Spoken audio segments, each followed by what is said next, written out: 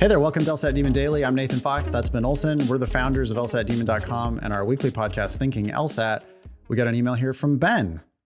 Okay. Good morning. I recently began my LSAT prep with a diagnostic last week and got a 150. That's a great start. I was obviously disappointed in the score. Okay, that's not obvious to me. Not for a diagnostic. That's a great diagnostic, yeah. Yeah. However, throughout the exam, I felt that I was able to at least, asterisk, someday learn how to answer each question confidently. No question felt impossible, and after reviewing, I could attribute most incorrect answers to lapses in reading comp or key phrases / evidence that slipped my mind. Okay. Great. Yeah, you're not just going to at least someday learn how to answer each question. If you keep going forward, you can answer quite a few of those confidently and correctly. Ben continues, the diagnostic was rushed. I had just gotten home from work, was in a mood after being frustrated at work, and was rushing the exam mentally because I had somewhere to be after the exam as well. My question is, how optimistic, pessimistic should I be about increasing my score by 15 to 20 points, given that I was perhaps not mentally focused or as locked in as I should have been? More broadly, in your guys' opinion, how significantly does the physical mental routine aspect of preparation before an LSAT affect one's score? There's a lot there, Ben. Look, you got a 150. I don't care how you got it. You got it. That's a great diagnostic score. So yes, you have very good odds of improving by 15 to 20 points. I would hope that you get into the 170s. At the very least, you should get into the high 160s. Don't worry about it anymore. Just press forward. Yeah, 150 is an amazing diagnostic.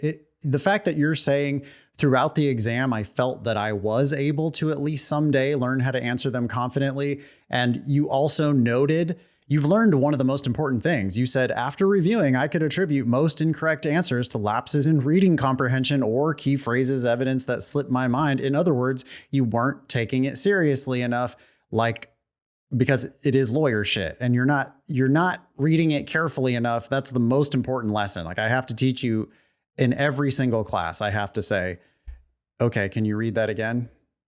What does that mean? No, wait, you think it means that? Wait, read it again? And then they read it again. And then, oh, wait. So then the answer, yeah. Right. You got it. You did it yourself. But all I had to do was just sit there and go, read it again. No, read it again. Yeah. Okay. There you go. Now you see it. So Ben's already learned that critically important lesson. And starting at a 150, Ben already is answering at least half the questions correctly. So to answer the other half correctly, you've got to always read more carefully. And then, use some of our explanations, like watch a video, read a written explanation, ask us a question via the ask button if you need to. We got lots of ways to help you start capturing those points that you don't already have. Yeah. How optimistic am I about you increasing by 15 to 20 points? I would almost guarantee it if you're willing to study for however long it takes in order to make it happen. Yes, you will make it. Yeah. What do you think about that last question? How significantly does the physical / mental routine aspect of preparation before an LSAT affect one's score? What do you make of all that? I think obsessing about that routine can be a problem. That's what I wanted to say. Don't go searching for solutions in your mental and physical routine. Your problem with the LSAT is that you're not reading it well enough. So you need to read those questions more carefully, and you need to devote yourself to just, hey, I'm not picking a wrong answer here. I'm going to pick an answer that I understand. I'm going to pick an answer that answers the question. And I'm going to do that 75 times on an LSAT. That's what an LSAT is solve 75 individual puzzles. And if you can just get in the habit of reading them carefully enough to solve them and feel really good about the answers that you're choosing, then I don't give a shit about your physical and mental routine leading up to the test. Who cares? It's a 2.5 hour test.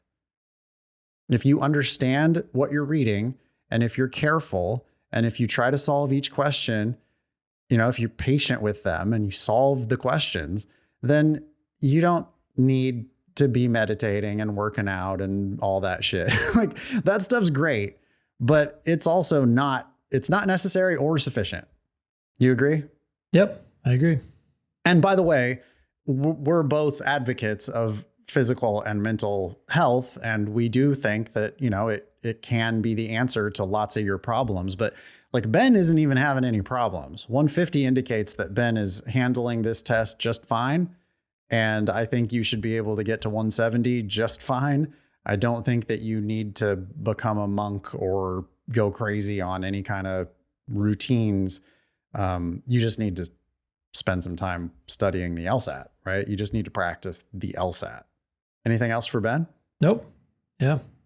Email daily@lsatdemon.com if you'd like to ask us a question or share some LSAT or law school admissions news. Thanks for listening.